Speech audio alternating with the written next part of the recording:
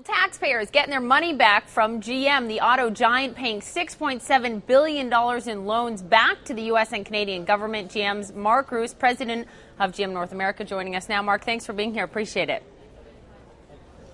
Thanks, Poppy. Why pay off the loans now? Why was this the right time?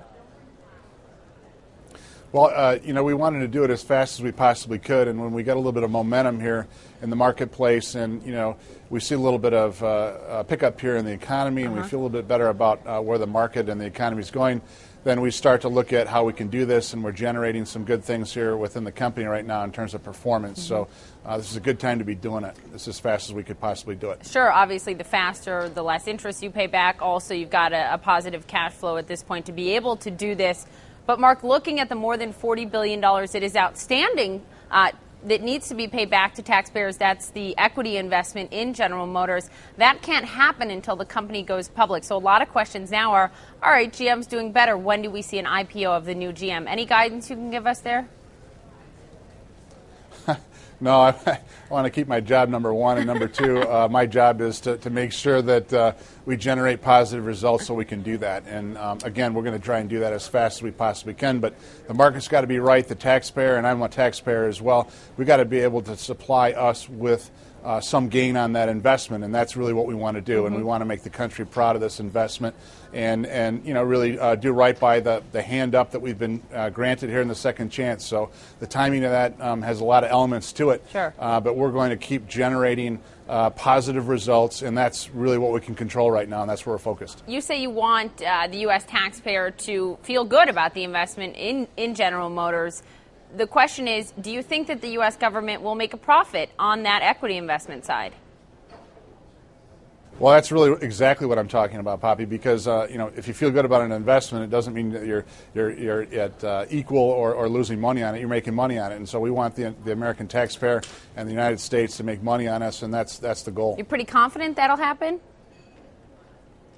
I am confident it's going to happen because we've got a laser-like focus in this company right now on product quality, reliability, and the way we go to market. And it's very disciplined, and we're seeing the results of that. You know, Mark, a lot of people out there want to know what is preventing GM from falling into the same trap that it fell into before and needed a government bailout. What's the most different between the old GM and the new GM? Well, number one, I hate the word bailout. We were given a hand up and a second chance. So let's be clear about that. These were loans, these were investments into the company, and we take that very seriously. So we're gonna repay that. This is the first step in doing that.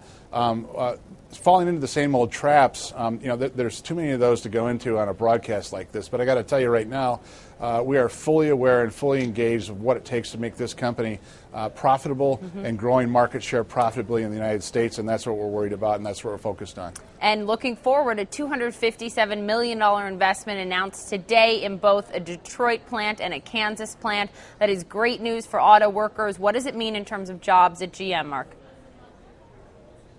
Well, jobs at GM are going to continue to expand as we reinvest in our capacity and our plants and the success of our products in the marketplace. So we're throttling this very, very carefully.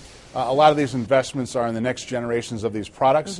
And when we do those next generations of those products, more capacity based on the success of those products, well, the jobs will follow that.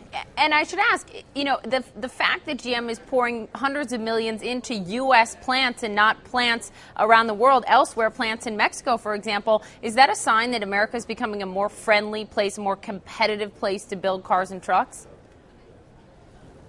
Well, yeah, I mean, personally, the ownership that I have, and the responsibility that I have in this company right now for this country is to reinvest in the United States of America, and that's exactly what we're doing.